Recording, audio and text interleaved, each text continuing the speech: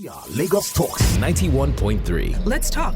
Good morning, Lagos Talks 91.3 FM. This is Adu and the Guru. We are late for about 10 minutes. Again, my apology. I hope these apologies are not becoming too many for just one time. Next week, I will give that apology because the reason specifically for today's delay will not be reoccurring next week. Now, last week, I did a good advertising of my guest, and I said in my broadcast, the preview, that the historical perspective, the periscope, the knowledge Dropbox will not be coming because everything we shall be hearing from that guest I announced last week will be enough to take care of historical perspective, periscope, and knowledge Dropbox. Because the person I advertised last week is an embodiment of knowledge, it's an embodiment of anything that is periscoping. Don't mind that language, periscoping, and of course, historical background. Of course, I apologized last week that, of course, exigency of duty took her away far into the north. I didn't mention specifically where she was. It's my pleasure today that she has turned up to come and respect this invitation. On that, I will appreciate her. I will bring her to the microphone in a moment. I'm talking of, okay, let me not mention her name for now. But let us rush over a few things according to our tradition.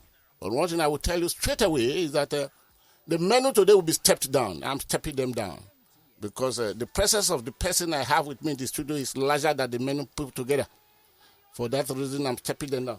Of course, what we would have been talking about today would have been Baba Olusegun Kikiola Obasanjo, former military head of state, former presidential tenor, who just 2 days ago on Saturday was regretting. Was he regretting? Well, recounting, maybe. No, many newspapers put it as regretting that the June 12th election were annulled by the man who was never head of state but president of Nigeria, IBB. When I read it, I went through it and I read it 3 times. Then I told myself, how come we have deceits that sometimes come to us as leaders? Okay, we have what type of leaders? Why would Obasanjo, of all people in this world, be saying he regrets it, that it was a bad belly, using his language, bad belly? Oh, yes, bad belly. A bad belly. Why would he be saying that?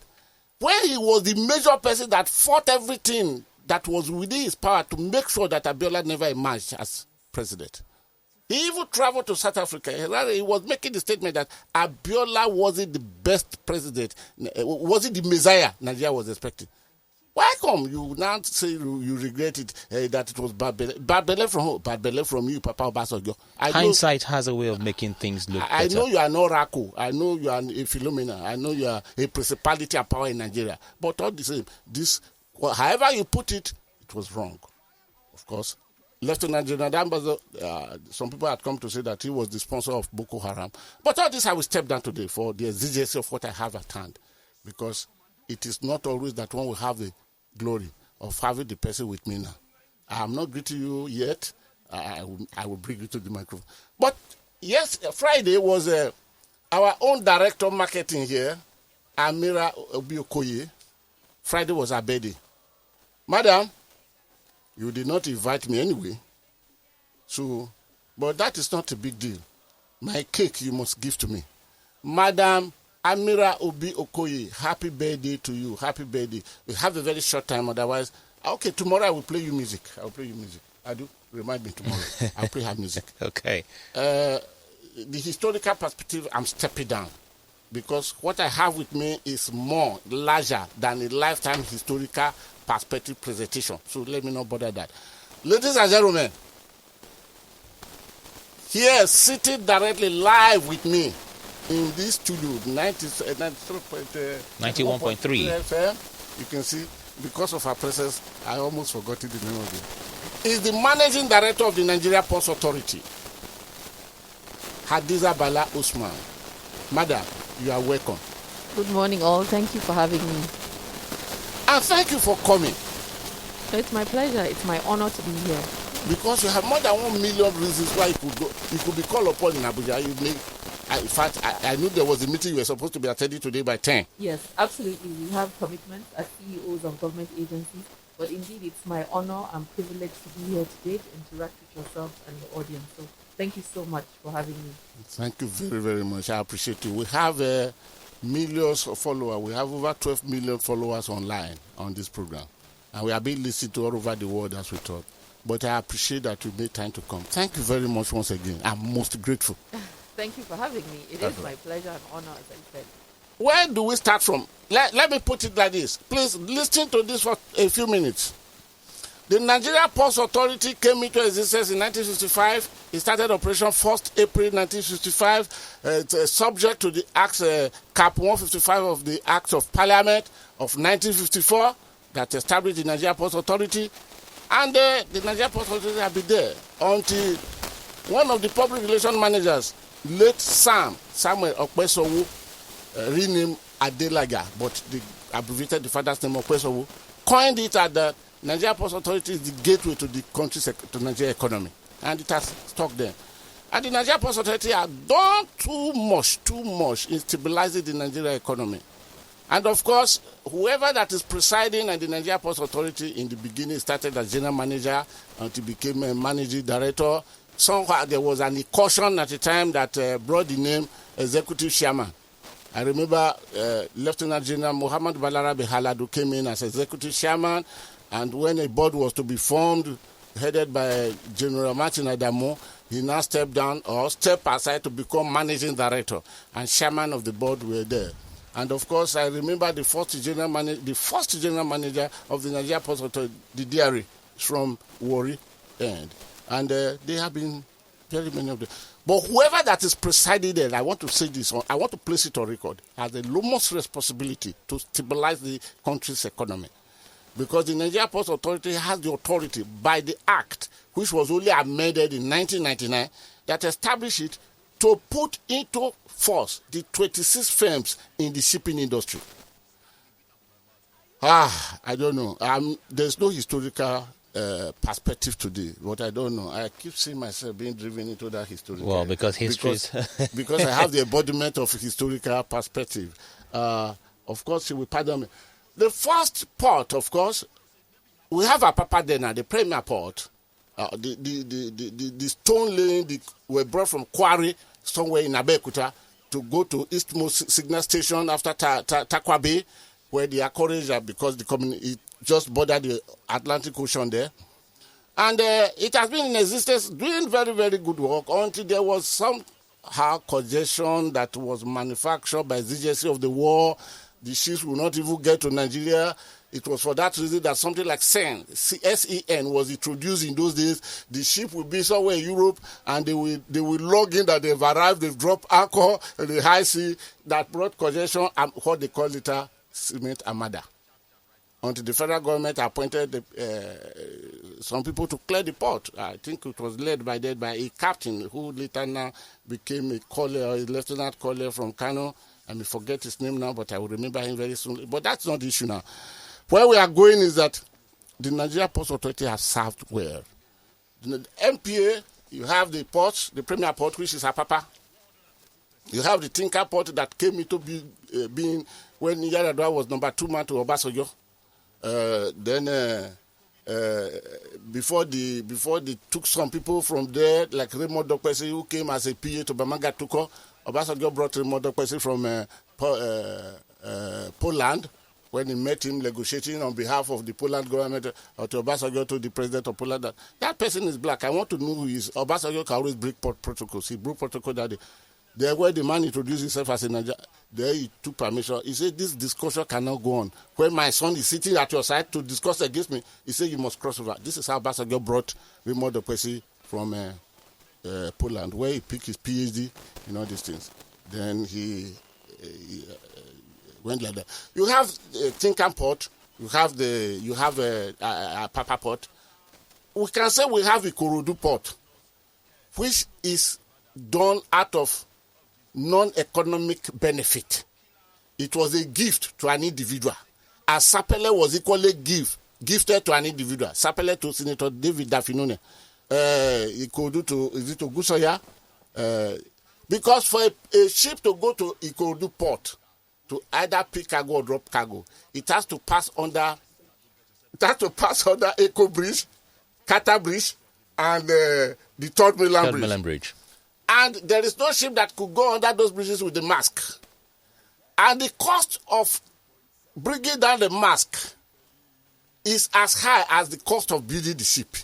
So it became an exercise in futility just to patronize individuals, which was one of those, I would say, foolish decisions being taken by Nigerian governments from time immemorial.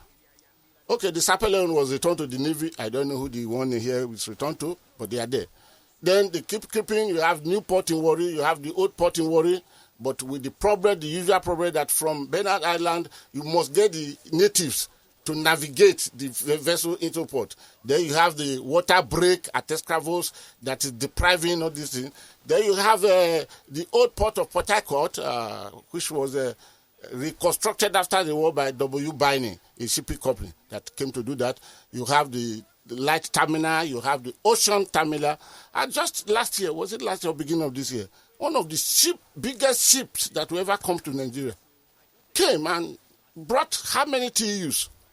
And it was a very good thing, which shows that we have a port to handle such things. We have the Calabar port, which was constructed and built, which was meant to serve the north.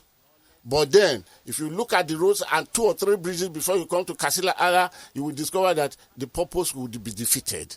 And the first statistician that operated in that port gave a report that the port, I never knew the time that port paid salary of staff on its own. Money was being channeled from somewhere to pay the salary. And many other things that happened. But madam, you are welcome again. Thank you very much.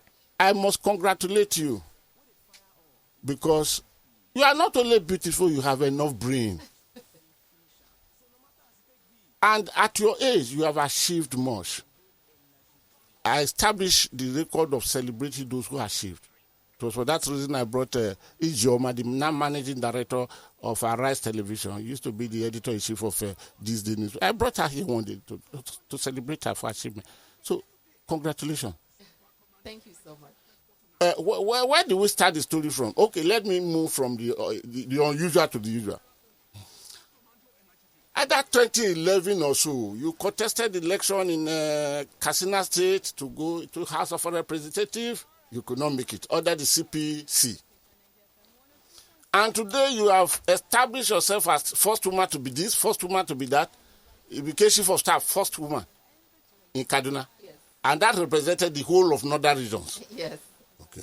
You became the first female managing director of the Nigerian Ports Authority. Yes. After your tenure, I know you've gotten a station of tenure. No, it will be renewed. Forget about those going to court. If I were in the president's shoe, I would renew your tenure.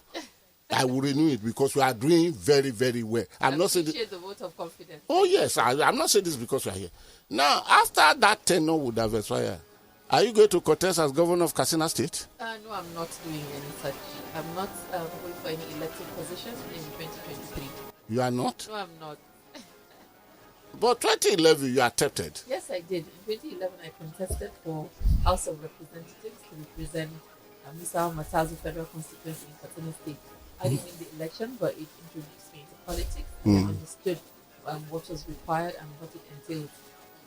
Fast forward now, I believe, as it relates to legislative and executive, I believe I'm more of an executive person as opposed to legislative right now in my life. And of course, with executives, there are not that many executive positions that are available for women to contest for elective positions. So I'm quite So the trajectory has changed. Yes. You now saw yourself not more in the elective, but the executive. Yes.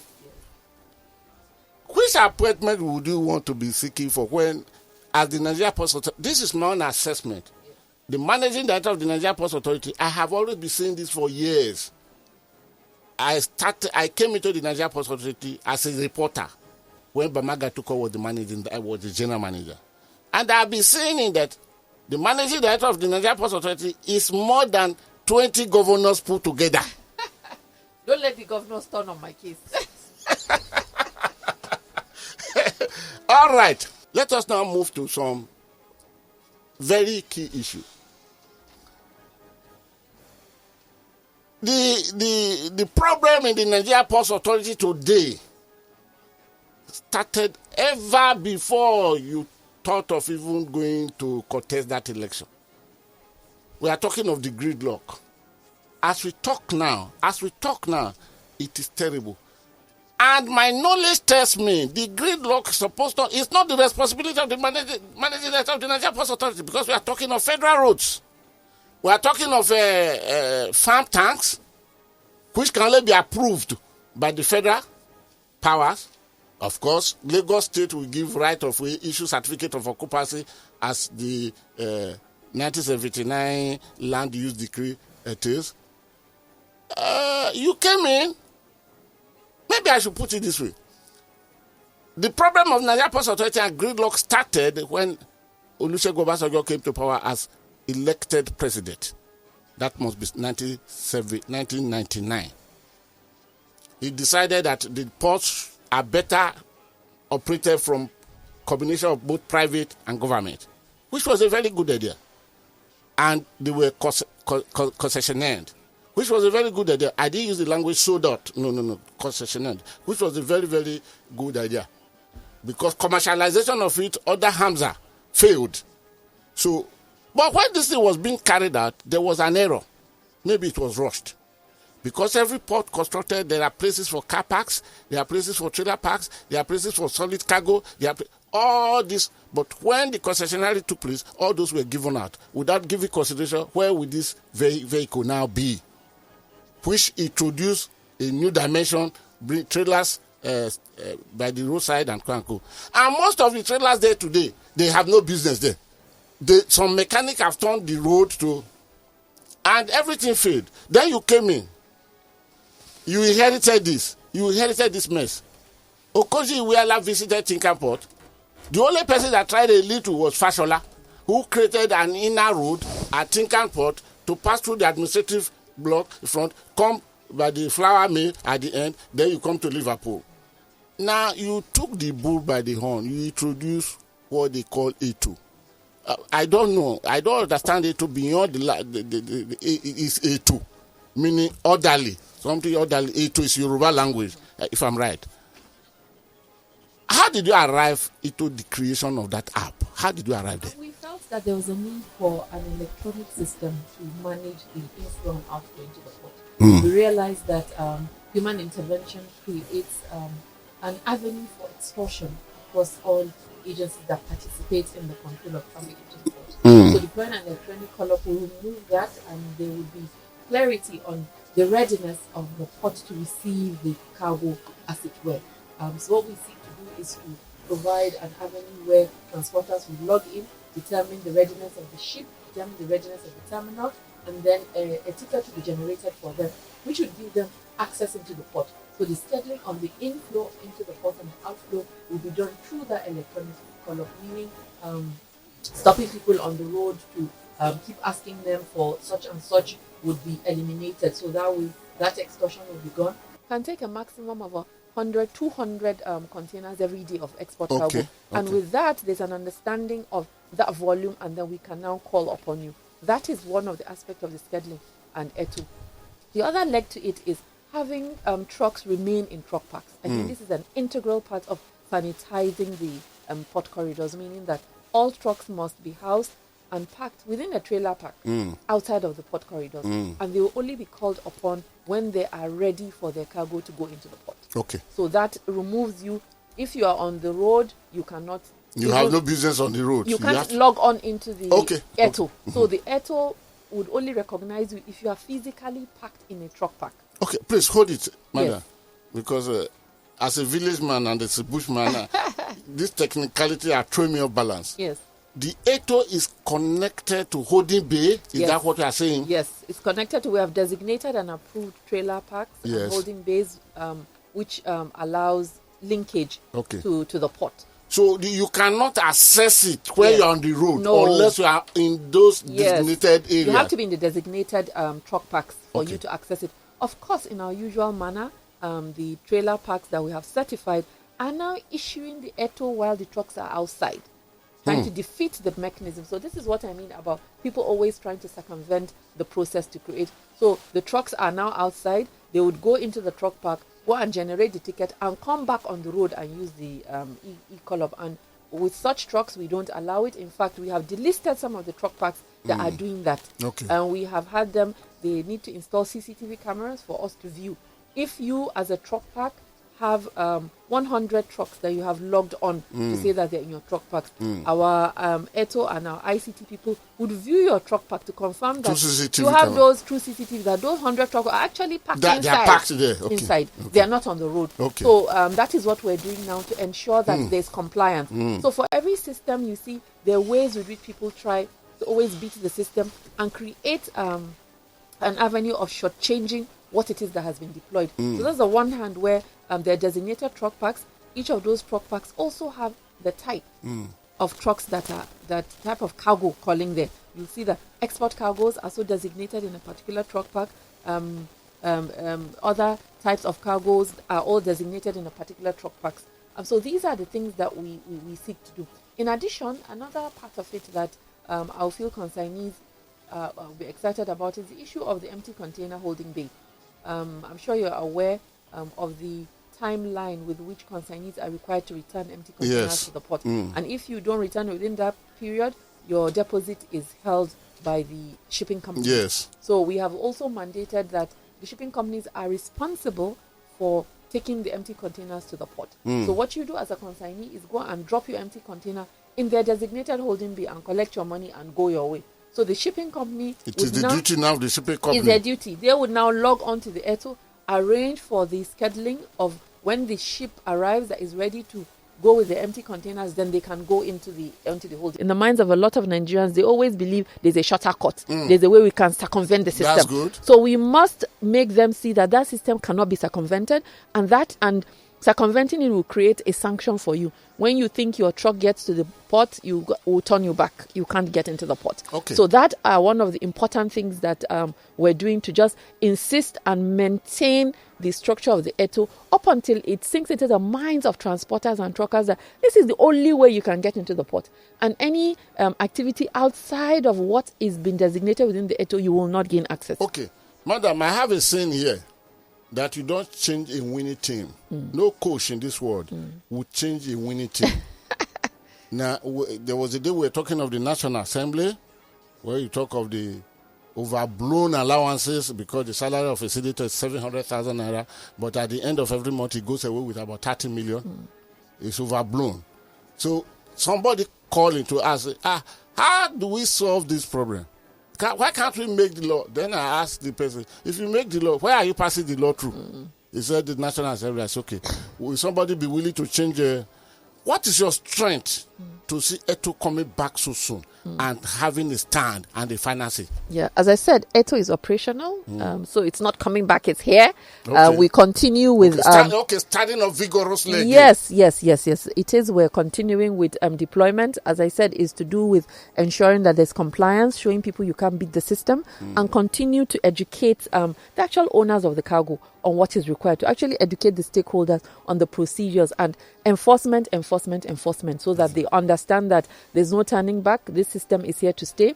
These respective handshakes with Nigerian Customs Service, with the terminal operators, strengthens the capacity of the handshake with the Nigerian Customs Service. When do you expect that to take off? Well, we started discussions last week. We're going to continue, but it would happen. The e-custom system would happen. Let's not be skeptical about that. I'm asking, is it the Nigerian Customs Services? Yes, it is. Okay. Oh, I thought we were talking of Ghana Customs Services. Okay. We will, and having that handshake would enable us have that clarity when you have ticked everything before you are able to generate the ticket, which means that is the only time you're able to leave the designated truck park. Okay. What next in your agenda of reformation in the ports? Well, we are anxious because you have another 4 years ahead of you. All things being equal, and by the grace of God, and God will enable you to do the next 4 years. What Amen. Next? We are looking to strengthen the utilization of the eastern ports. For example, One, you referenced the larger vessel that called in One last year. This was a trial call to see the capacity. We are working to expand the Onne container terminal footprints in that area and looking to see how cargo can be moved from Onne to the final destination. Because with cargo, it is more to do with where the final destination is. Yeah. So if we take it to Onne, destination would be Onitsha. How do you get that cargo to Onitsha? If destination is Aba, how do you get that cargo to Aba? So these are the things that we've been working on. We've had barge movements. Barge containers had moved from Onne to Onitsha. A successful trial was done where those containers were delivered, and those are the means with which we are assiduously working to make that area attractive. Also, the road networks, there's a East-West Road that is under the Ministry of Niger Delta. And yeah, that one that the contract was awarded 40 years ago by Shehu Shagari. So that and the construction is still on. So we have written to the notified the Ministry of Niger Delta. That is a key road network that would make the port viable, because if you take your cargo to a port location, in your mind it is, how does my cargo get from that port to my final destination? Yes. So how easy is it from Onne to get to where I want my cargo? If the road is bad, there's no rail connection, there's no barge movement, then you will now come back to Lagos. So the idea is to ensure that those linkages are seamless and you're able to move your cargo out of the port location. So those are the things that we're seeking to do.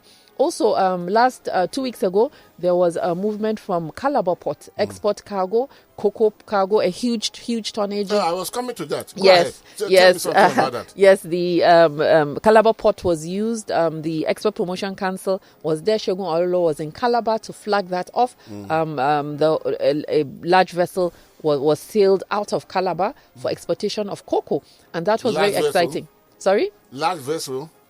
No, large vessel, yeah. Large vessel from Calabar. Yes. So the draft. Cocoa. Yes. So I will ask you a few questions, madam. Yeah. So the draft limitation is for 6-meter draft, and that vessel accommodated the 6-meter draft for it to come into Calabar and pick up the cocoa and leave. In addition, you mentioned the challenge, which I have also been speaking to, on the connection of Calabar Port to the northern region, northern part of the country. Yes. Our Ministry of Works has awarded the contract for the rehabilitation of the Ecom Bridge, and I believe it should be completed soon. That is the most important. So it doesn't allow for articulated trucks to pass through. They have awarded the contract, and I believe they should be almost completing it, which would now make Calabar Port viable for utilization within the northeast and north central part of the country. Okay. So recognizing that exports cargo were moved from Calabar, and with our possible successful completion of Ecom Bridge, so you'll see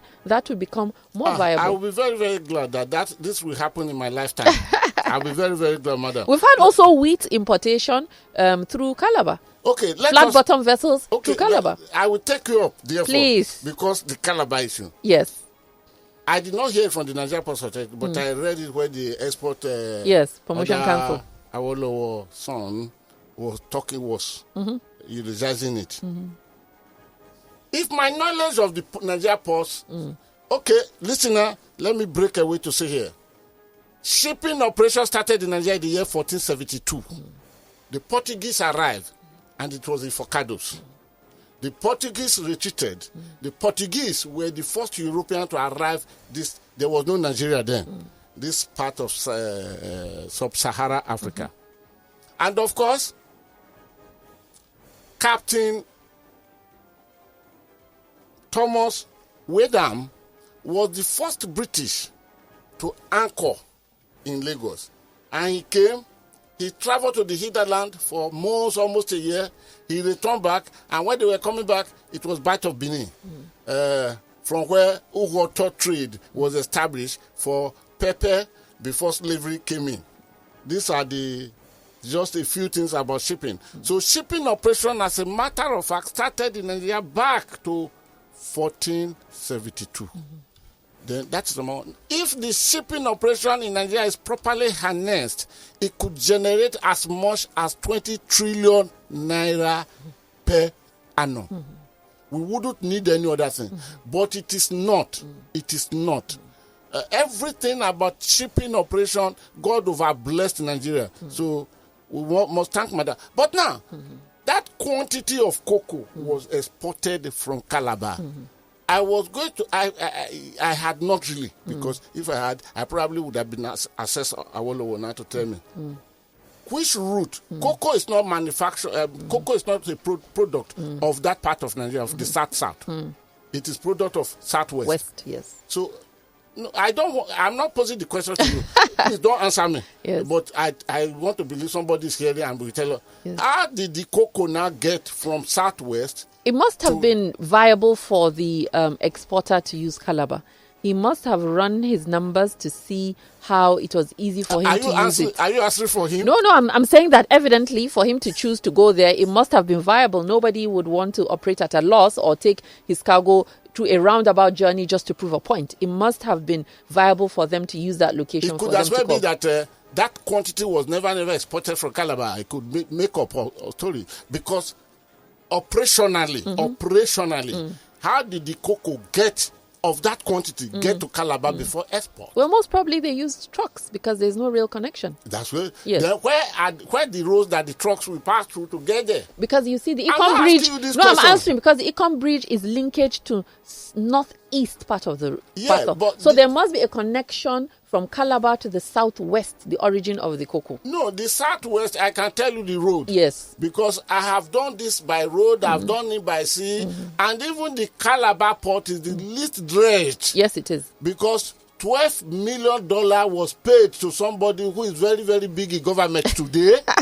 And it was not done. EFCC was going after the person. When the person became a governor a few days ago, he wrote his first letter. He wrote to the Ministry of to the Office of the Attorney General of the Federation and Minister for Justice, Abubakar Malami. He was begging that they should tell EFCC not to ask him questions again. So that place has not been dressed. Okay, like as I said, I'm not putting you on the hot seat. Yes. Everyone will be responsible for their action. Yeah. So the issue of cocoa, that quantity, I don't probably believe in it until the man who exported it will sit with me and he will convince me with practicals. Because he's a renowned exporter, he even has a facility here in Lagos where Nigerian Ports Authority has linked their own facility to the Eto platform. Of course, yes. I quite agree. Yes. Now, another thing we'll go to, because time for people to call in, because I will still beg you to sit so that when they call. But any question that we meant to, I will moderate it. No. I'm open to answer questions. I know you are fascinated. If you go to the old toll gate, going outside Lagos, heading towards Ibadan, going outside Lagos, old toll gate after Jota, a few of us commissioned a task force on this. We placed them there for 3 months. 67% of all containers leaving the ports, either Tinkan or Apapa port, are headed to the southeast. And now the roads are terribly bad. The bypass in Benin is another hell. Why, therefore, as the mother of the ports of Nigeria ports, you are more or less the mother of Nigeria, and you are doing your duty very, very well, madam. Yes, thank you. What made you think that people prefer to come and take their containers from Lagos as against going through the One port? If they talk of worry, I would agree with it, because the deeper, the bigger ships cannot. Like as I said about the water break and the Belet Island, from where the natives are now higher. But Port Harcourt is not same. Why can't people go to Port Harcourt to receive that? Okay, as I mentioned to you earlier on regarding the linkage of the port to the final destination of the cargo. So, for example, with One Port, that road, I think it's East-West Road linking the port, that road has been under construction forever. It is a very difficult road for articulated truck to navigate. So that creates a challenge as it relates to moving the trucks from One to the southeast part of the country. We've, as I said, written letters to the Ministry of Niger Delta. The minister has promised to include it in the budget for them to complete it within the shortest period. But I would also speak to an initiative which I would encourage you to invite the DG of Nigerian Inland Waterways Authority to give a larger brief on that. I will speak to him. He's my brother, Dr. George Mogalu. George Mogalu, okay. Yes, yes. Okay. He is working on this project, which would move cargo from Lagos to Onitsha. We've held meetings. Nigerian Ports Authority is giving him all the necessary support to do that. And one of the interesting discussions in the meeting was the fact that the bridge, the Southeast Bridge, the second Niger Bridge. So all the items, the cargo that were needed for the construction were moved by barge. So the contractor, Julius Berger, all the things that they needed for the second Niger Bridge were moved from Lagos using a barge. Okay. So with that, you should understand that means barge movement from Lagos to Onitsha is possible. It's possible. So Dr. George Bogalu mentioned that to me and said, with that, he wants to now initiate the process of moving 500 boxes from Lagos to Onitsha. Okay. So that would take those number of boxes off the road. I wouldn't mind going there to look when. So no, when it's happening, I've also said I'm giving him 110 support. We're part of the task team that are working on it. Okay. And I said the day the badge is going, I'm going to go to Onitsha to receive it myself. I think we'll go together. We'll go together. So, but I think you need to invite him because it is his initiative. Let me put it on record. Please. Let me put it on record. He has a lot of very excellent ideas on what is needed to utilize the inland waterways. And that initiative is something that he has commenced. He's met with the stakeholders. Nigerian Ports Authority was present. And I think it's such a laudable initiative that Dr. George Mogalu is spearheading, that we should all join hands to support and encourage it. So if the project was able to do that, why can't we commercialize it? Okay, Madam, thank you very much. Yes. The greatest enemy and the only one everlasting enemy we have in studios like this is time. Yes. Because we have our time cut off for us. Now, in the next 3 minutes, before the calls start coming in, what is new are we expecting from Hadiza Bala to bring real joy to the shipping community? Yes. As I mentioned, we are looking to expand the utilization of on-air ports for cargo. We're also looking to deploy our ports community system, which is the IT deployment that would remove human intervention. We're also anxious about concluding the Lekki Deep Sea Port. We're looking at 2022 by second quarter 2022. The Lekki Deep Sea Port would be ready for commercial operations. Who is doing now the Lekki? Lagos State government has, I think, maybe 20%. MPA has 5%. We downsize on our percentage. When I came, we had higher stake, and I felt Nigerian ports should not overstretch itself. It's just a confidence shareholding to show that government is promoting of the initiative, but not for government to invest its money. There's a Toleram group that are the major shareholders. They also have China Hub or Czech are also now dominant construction and shareholders. Tell us more. What is new? Badagry Deep Sea Port, also we have the promoters that are anxiously pushing for that to come on stream. So we have this Ibom Deep Sea Port. So these are the initiatives. Lekki, Ibom, Badagry are coming on stream. As I mentioned, that is the future in terms of shipping, because if you do not have a draft of 15, 16 meter draft, then you would not be able to have larger vessels calling into your country. And with the economies of scales, those are the type of vessels that are being manufactured now, and those are the vessels that are coming. Your country will become a transshipment hub if you do not have. So which is why we're pushing to have this 3 deep sea ports coming on stream by end 2022, 2023. Okay, madam. Thank you very much. There are too many questions, but we cannot just unravel them one day. Because I was going to ask the question that the ease of doing business in the ports are signed by an executive order. Yes. Did he take into consideration the cost of doing business? Is it only this? No, you can't answer it now because time is really short. Now, there are too many questions, which means that I will never come asking for you to come here again within at least the next 6 months. I'm available to come anytime. But my first name is Oliver Twist. No problem. I will come again to ask of you. Yes. But now, take your seat, relax, because I'm going to open the line so that people can call it. All right, then. Please, help me out.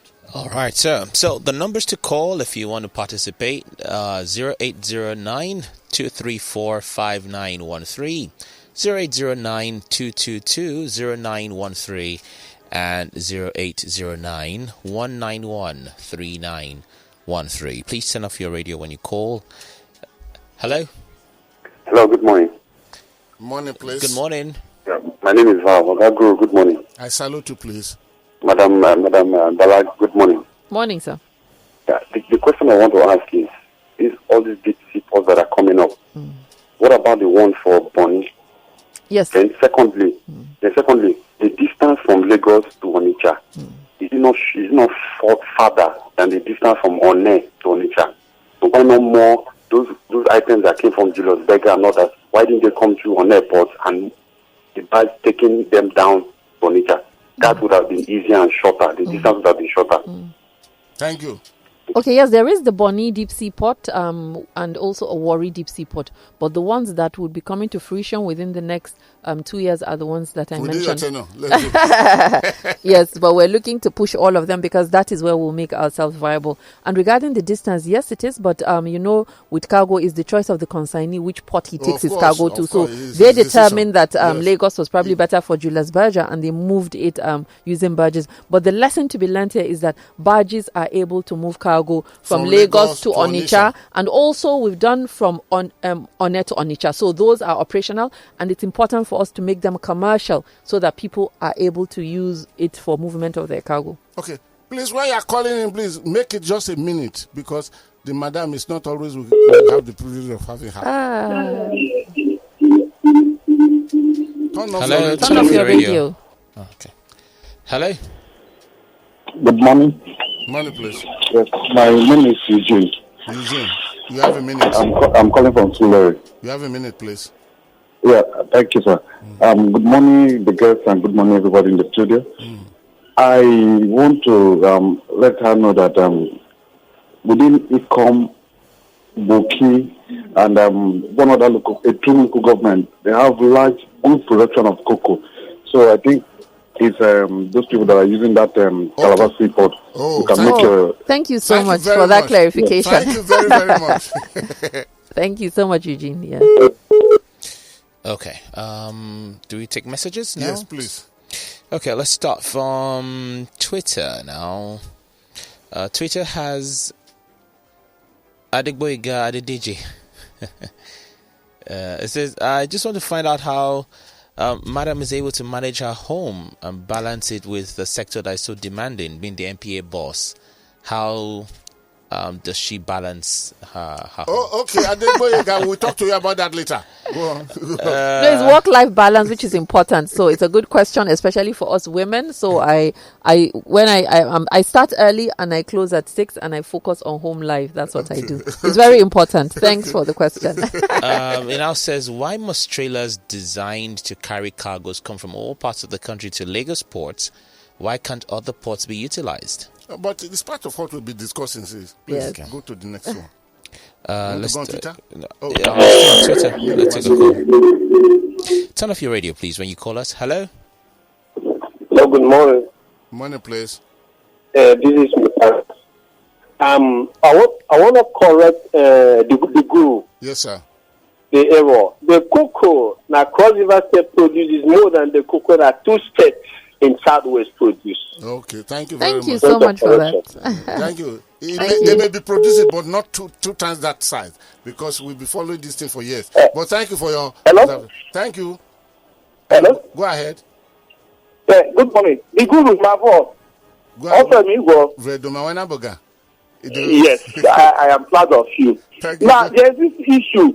I listened to you some time ago when this same woman was with you about a report about $3 billion that was borrowed. Okay. And she said the money was already in Nigeria. Okay. You did not talk about She did not put it like that day, and I'm not ready to discuss that one today. This matter can be properly taken because they also have agencies in government that are backing them up. And that's why the effort of government has not been able to yield anything positive since these days. So please, how will you be able to take care of those boys in those areas? Yes, we have noted their activities more so around the Tinkan Island access area. We have notified the enforcement because part of what we do as it relates to enforcement, it is Lagos State government that does the enforcement, and the attention has been drawn to that, and we'll continue to work with them to ensure that sanity is brought in that environment. Thank you so much. Did you hear that? Thank you. Go ahead. More calls. Let's take another one. Hello. Yeah, hello. Yes, go ahead, please. Go ahead. Okay, my name is Mr. Edeme Kelikome. Presenter, great job. And Madam, congratulations on all the achievements. Dobra.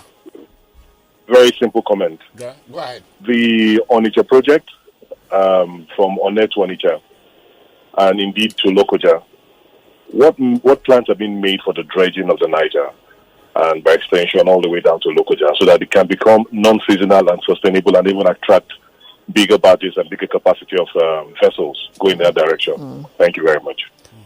Thanks for the question, Udeme. This should be a question that the NIWA, Inland Waterways Authority, would cover because that area is outside of the Nigerian Ports jurisdiction. Dr. Mogalu, yes. He has a lot of ideas on what he plans to do in that region. I promise to help me to I will. Yeah, Thank he's you. doing such a wonderful work. Matthew on WhatsApp says, is Gelegele Seaport in Edo State part of the plan of the government? No, we don't have any that's such private. record private within our Okay.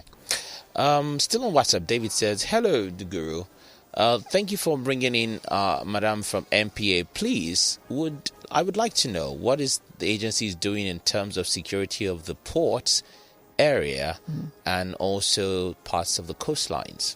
Okay, thank you for that question. We are actually deploying about 5 vessels to patrol the berths and the channels within the next 1 week. We're handing them over to the Nigerian Marine Police to man these vessels to do sustained patrols in the waterways within the channels and berth. We have increase in the number of stowaways in the last 1 year, which is causing a huge embarrassment for the country with IMO and other such agencies.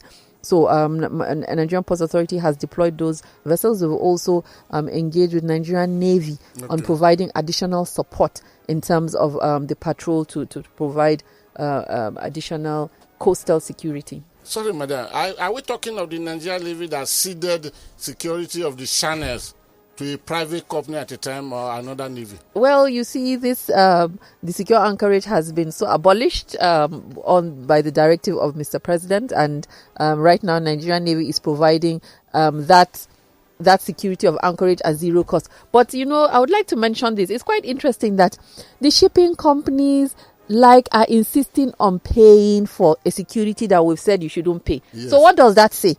Yeah. There's an anchorage. We've said anchorage has been abolished. You are not supposed to pay anything. We're supposed to secure at zero cost. But these shipping companies are insisting they want to be paying. Yes, so evidently there is some racket going on between the shipping companies and the.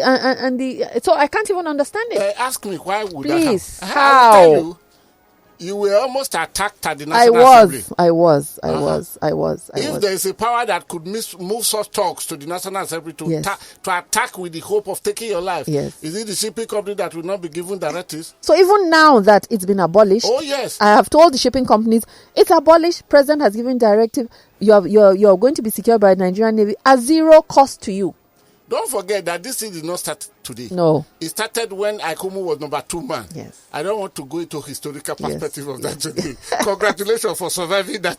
That was it was a terrible incident, for people to think they can bully you because, you're trying to do what is the interest of the country, reduce the cost of doing business in the port, and you're subjected to physical attack within a seat of government. National Assembly is a seat of government. Yes. I had to petition the Senate President to say, if such is allowed, I will not attend any such public hearing because I need to be protected to present my case. To carry out your responsibilities. Absolutely. Yeah. Uchenna on Twitter says, has maybe a differing opinion. He says, Madam, why has the MP under you become more difficult despite the ease of doing business? Well, I'm curious as to what difficult you mean. If we're trying to sanitize the maritime environment and ensure that people are complying to regulations, is that what is being difficult? When people don't want to comply, then they create the idea that we're being difficult. All we seek to do is to ensure compliance across the board on regulatory, legal and regulatory provisions. So no company, is above the law. We're seeking to reduce reduce cost of doing business, and organizations, private sector are refusing to comply. So is that difficult? If that is difficult, then the Nigerian Ports Authority under my leadership will continue to do that, because what we seek to do is to reduce cost of doing business, ensure that there is ease of doing business, and in doing that, we will trample on some toes who would now try to change the narrative and make it about being difficult. What is difficult about saying do the right thing? What is difficult about securing a vessel at zero cost to vessel owners? What is difficult in saying a company must pay money to a government coffers? What is difficult about introducing ETO and saying that people need to use an electronic system for trucks accessing the port? What is difficult about that? This is sanitizing, deploying what is required to make the ports more functional for users. So if people are benefiting and you're trying to do the good thing, they now throw the narrative about being difficult. As I mentioned, what is difficult about these things we're seeking to do? It's because people are used to status quo that benefit a few people that put money in their pockets, and that chaos that exists where nobody is, like a no man's land. And then people will throw the narration about what's being difficult about operations. Thank you for the revelation you made. The shipping companies would prefer to go and pay money when you are secured free of charge. It is because Nigeria had gone too deep into this thing. Let me look at my time. I still have a few minutes, but then let me narrow the few minutes that is left like this. The person talk of securing. She is the managing director of the Nigerian Ports Authority. There are institutions that have the mandate to secure. For example, the Nigerian Ports Authority has a full-fledged police command. The first commissioner of police for that full-fledged police command was Gaba Galadima, very, very old man now in Kaduna. I don't know whether you've met him. No, I haven't. Okay. Any day I'm going to Kaduna because I pay him homage. That's excellent. So I will talk to you. Gaba Galadima, he was a deputy commissioner of police before Abdullah Ejika came to take over from me. So there is a full-fledged for the ports, for the railways, and all those.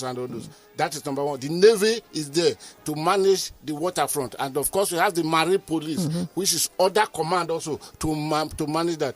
It is not her duty, but she's only the coordinator. And like somebody said, not more difficult, pronounced. Her function, the function of the Nigerian Ports Authority have become more pronounced because somebody came to say, this is what we do. Because the battle of stopping the payment of this, what do you call it now? Securing. Yeah. It's not an easy battle. It started from the days of Haikomu. I have the narration on my head as I'm talking now. For it to have gone this far, and that is why I reminded you quickly that if somebody could be powerful enough to sponsor talks to come and take your life within the premises of the National Assembly, is it the shipping company that they will not turn around to say, go and say this? That's all a good right. point. One more call. One more? Are you sure we should do? It's my watch spot. Okay. Yeah, one more call as a bonus. 30 seconds. Ugoma. All right. Hello. Good morning. Yes, good morning. Real quick, please. Okay, my name is Obi and I'm calling from Lagos. Yes. All right. I just want to ask Madam Director one question. Is there consideration for the proposal made by former Governor of Imo State, Hakim, on the Imo State seaport, which he did a research on, and it's about 18 nautical miles to the Atlantic Ocean. So is there any consideration for this Yes. seaport? I'm not aware, Obina. I'm not aware of that proposal from Imo State government of developing a port. I'm not aware of it. They can formally send it. They may have sent it before my tenure, but they can resend it. Even the law of international chef gives you some nautical miles to the port, which was introduced by President Truman when he was president of the United States of America. So maybe that is what you're talking about. I really don't know. But so far, Madam, how much can I appreciate you? It's for me to appreciate you giving me the platform to explain a little bit of what we've been doing. So it's my honor and privilege to be here. And because of that, I suspended my knowledge droppers. I suspended my I know. Because I know the person I'm bringing to the studio is embodiment of all this. I am honored. I hope we are never disappointed. I hope the session was worthy of you stepping down. So thank you very, very much. Listener, thank you very much, Adu. Thank you for doing a good job. Our crew member, thank you very much. Ugoma, I'm not utilizing your time because my eyes are still on the watch and it is now I want to overcross. Okay, thank you very much. And of course, we'll be speaking with the managing director of the Nigerian Ports Authority for the past 1.5 hours, so to put it, Hadiza Bala Usman. And of course, maybe after 6 months or 9 months, I will start the battle again to see I can bring her back to the studio. We thank you very much. Of course, my Twitter handle is at Godwin_Bwebu, at Godwin_Bwebu, then Godwin_Bwebu on Facebook. Then my website is there, www.godwintheguru.com. And of course, my Facebook, my YouTube channel is there. And the telephone number, I switch it off so that nobody will interfere today. I will still give it back to you, 0906-887-0014.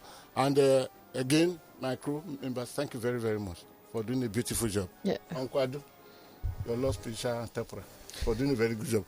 The final thank you come back to you. Not Hadiza, at all. As I said, it's my very honor much. and pleasure. And thank you so much for having me here. Until next week, Monday, you will meet me here tomorrow and next tomorrow for the Money Digest. But until Monday, please do me a favor. Keep yourself out of trouble. Bye-bye. We are Lagos Talks 91.3. Let's talk.